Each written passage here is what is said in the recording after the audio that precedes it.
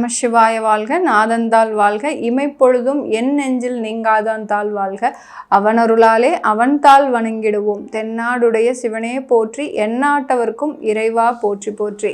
நான் உங்கள் ஆஸ்ட்ரோ பூர்ணா. இன்னைக்கு நாம செவ்வாய் பயிற்சி, அதாவது அக்டோபர் மாதம் 21ஆம் தேதி செவ்வாய் பகவான் மிதுன ராசியிலிருந்து கடக ராசிக்கு பயிற்சி ஆகிறார்.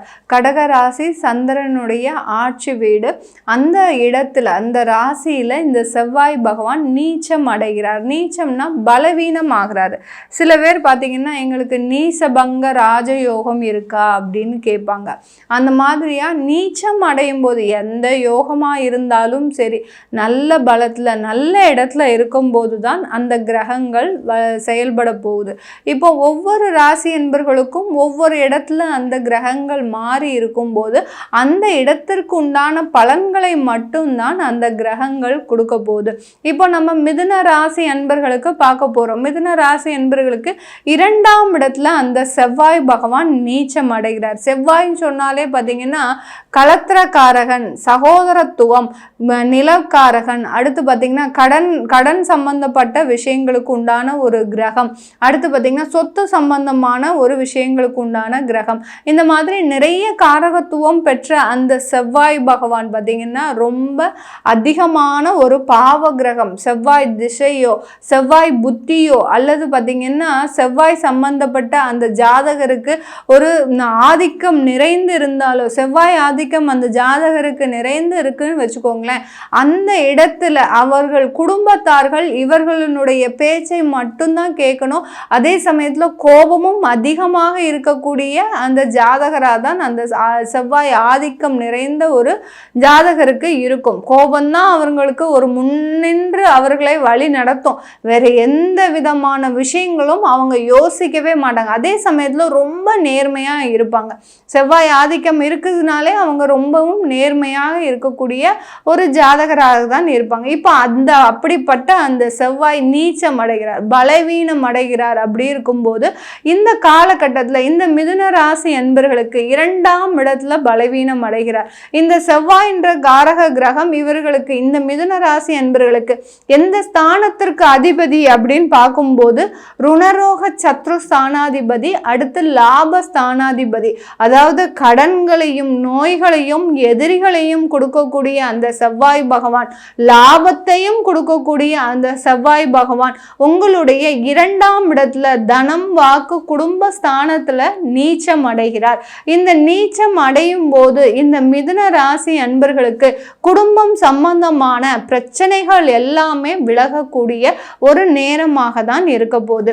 இந்த செவ்வாய் நீச்சம் அடையும் போது இந்த மிதுன ராசி அன்பர்களுக்கு தன்னுடைய வாக்குல ஒரு எச்சரிக்கையாக இருக்கக்கூடிய ஒரு நேரமாக இருக்கும். இந்த செவ்வாய் பகவான் நீச்சம் அடைந்து எத்தனை நாட்களுக்கு இருக்கிறார் அதே இடத்துல அப்படின்னு பார்க்கும்போது 2025 ஜனவரி மாதம் 20ஆம் தேதி வரை கிட்டத்தட்ட 3 மாதங்களுக்கு 90 நாட்களுக்கு இந்த செவ்வாய் பகவான் இதே இடத்திலேயே நீச்சம் அடைந்து இருக்கிறார். இது மிதுன ராசி அன்பர்களுக்கு சாதகமான பலன்களையும் தரக்கூடிய ஒரு நேரமாக இருக்கும். அதே சமயத்துல பாதகமான ஒரு பலன்களையும், அதாவது மோசமான ஒரு விளைவுகளையும் கொடுக்கக்கூடிய ஒரு நேரமாக இருக்கும். செவ்வாய் பகவான் இந்த மிதுன ராசி அன்பர்களுக்கு குடும்பம் சம்பந்தமான ஒரு பிரச்சனைகளில் இருந்து இவர்களை விடுதலைப்படுத்தி எடுத்துக்கொண்டாலும் கூட இவர்களுடைய பேச்சுல ரொம்ப கவனமாக இருக்கணும். 2ஆம் வாக்குஸ்தானத்துல அந்த செவ்வாய் பகவான் நீச்சம் ஆகிறதுனால இந்த மிதுன ராசி அன்பர்கள் தன்னுடைய வாக்குல கவனமாக இருக்கணும். வாக்குல கவனமாக இல்லைன்னா மிக பெரிய அடிதடி வழக்குகள், சண்டை சச்சரவுகள், குடும்பமே பிரிவதற்குண்டான ஒரு சூழ்நிலைகள்லாம் அதிகமாக வரக்கூடிய ஒரு நேரம் இந்த 90 நாட்கள் இந்த மிதுன ராசி அன்பர்களுக்கு. ரொம்ப வாக்குல கவனமா இருந்தீங்கன்னா உங்களை மாதிரியான இந்த 90 நாட்கள் வேற யாருமே அனுபவிக்க முடியாது. ஏன்னா அந்த அளவிற்கு அந்த செவ்வாய் பகவான் மிக சுப நிகழ்ச்சிகளை கொண்டு வருவதற்குண்டான ஒரு சாதகமான ஒரு நேரமாக இருக்கும். பிரிந்த குடும்பங்கள் எல்லாமே சேரும். ஏன்னா ஒரு காலத்துல ஒரு ஈகோ பிரச்சனையினால இந்த மிதுன ராசி அன்பர்கள் நீங்க பிரிஞ்சிருக்க வாய்ப்புகள் இருக்கு. அந்த பிரிந்த குடும்பங்கள் எல்லாமே இப்போ ஒன்று சேருவதற்கு, தன்னுடைய தவறுகளை உணர்ந்து செயல்படுவதற்கு உண்டான ஒரு நேரமாக இருக்கும். ஏன்னா அந்த செவ்வாய் நீச்சம் அடைகிறார் குடும்பஸ்தானத்துல. அவர் நீச்சம் அடையும் போது எதிரிகளினுடைய தொந்தரவுகள் குறைவதற்கும், அடுத்து பார்த்தீங்கன்னா உங்களுக்கு தேவையில்லாத வழக்குகள் இருந்து விடுதலை பெறுவதற்கும் உண்டான ஒரு காரண நேரமாக தான் இருக்க போது இந்த மிதுன ராசி என்பர்களுக்கு. லாபஸ்தானாதிபதி, அப்போ லாபஸ்தானாதிபதின்னு சொல்லும் போது தொழில்ல நிறைய கஷ்டங்களையும் கடன்களையும் சந்தித்து வந்த இந்த மிதுன ராசி என்பர்கள் இந்த காலகட்டத்தில் தொழில் ரீதியான கடன்களை அடைப்பதற்கு நீங்க போராட வேண்டிய ஒரு நேரமாக இருக்கும்.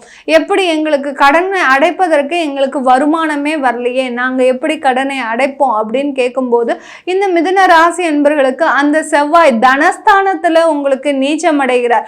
அந்த பொருளுக்காக, அந்த வருமானத்திற்காக நீங்க அதிகமாக போராட வேண்டிய நேரமாக இருக்கும். அந்த போராட்டம் உங்களுடைய கடனை அடைப்பதற்கு மட்டும்தான் உபயோகமாக இருக்குமே தவிர உங்களுடைய சேமிப்புக்கு அந்த பணம் பயன்படாது இந்த மிதுன ராசி அன்பர்களுக்கு. ஏன் அப்படி சொல்றேன் அப்படி இருக்கும்போது, அந்த சேமிப்பு தனஸ்தானத்துல பலவீனம் ஆயாச்சு. அப்போ அவங்களுடைய சேமிப்பு எல்லாம் குறைவதற்கு உண்டான ஒரு காரண நேரமாக தான் இந்த மிதுன ராசி அன்பர்களுக்கு இருக்க போகுது. இந்த மிதுன ராசி அன்பர்களுக்கு வெளிநாட்டுக்காக நீங்க இந்த காலகட்டத்துல வேலை தேடிட்டு இருப்பீங்க. வெளிநாட்டுல போய் நம்ம வேலை செய்யணும், நிறைய சம்பாதிக்கணும், நிறைய பெற்றோர்களை காப்பாற்றணும், குடும்ப செலவுகளுக்காக நம்ம நிறைய சம்பாதிக்கணும் அப்படின்னு நினைச்சு நிறைய பேர் பார்த்தீங்கன்னா இந்த மிதுன ராசி அன்பர்கள் வெளிநாட்டுல போய் இருந்து தன்னுடைய குடும்பத்தை இழந்து, குழந்தைகளை இழந்து, தன்னந்தனியாக தனிமரமாக எப்படி ஒரு சந்தோஷத்தை எல்லாத்தையும் இழந்தா நம்ம எப்படி ஒரு மயான இடத்துல இருக்கிற மாதிரி அமைதியா இருக்குமோ அதே மாதிரி தான் இந்த மிதுனராசியினுடைய வாழ்க்கை நிலையும் மிகவும் ஒரு மோசமான ஒரு அமைதியான ஒரு சூழ்நிலையில தான் நீங்க வாழ்க்கை நடத்திட்டு இருக்கிறீங்க.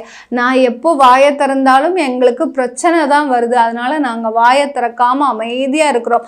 ஒரு ஃபோன் பண்ணி குழந்தைகளோட பேசினா கூட, உறவுகளோட நம்ம பேசினா கூட அங்கேயும் தேவையில்லாத ஒரு பிரச்சனைகள் தான் வருது. இதனால எனக்குன்னு ஆதரவு கொடுக்கறதுக்கு யாருமே இல்லை அப்படின்னு நினைக்கிறவர்களுக்கு, இந்த மிதுன ராசி என்பவர்களுக்கு வெளிநாடு சம்பந்தமான ஒரு முயற்சிகள்ல நல்ல வெற்றிகள், பலவீனம் அடையும் போது வெளிநாட்டு சம்பந்தமான முயற்சிகள் எல்லாமே வெற்றியை தரக்கூடிய ஒரு முயற்சிகளாக தான் இருக்கும். சில பேருக்கு பாஸ்போர்ட், வீசா இதுலலாம் தடைகள் அடிக்கடி இருந்துகிட்டே இருக்கு அப்படின்னு சொல்லக்கூடிய. ஏன்னா 11ஆம் இடம்ன்றது பார்த்தீங்கன்னா வெளிநாடு சம்பந்தமான முயற்சிகள், அதாவது மேல் நாட்டுக்கு செல்லக்கூடிய ஒரு நிலைக்கு கொண்டு வரக்கூடிய ஒரு நேரமாக தான் இருக்க போது இந்த 3 மாதங்கள் இந்த மிதுன ராசி என்பர்களுக்கு. இந்த மிதுன ராசி என்பர்களுக்கு திருமண உறவுல இந்த 3 மாதங்கள் மிகவும் கசப்பான அனுபவத்தை கொடுக்கும். இப்பதான் கல்யாணம் ஆயிருக்குது, ஆகஸ்ட் ஜூலைலாம் கல்யாணமானவர்கள் மிதுன ராசி என்பர்கள் இந்த காலகட்டத்துல நீங்க மிகவும் பொறுமையாக செயல்படக்கூடிய ஒரு நேரம்.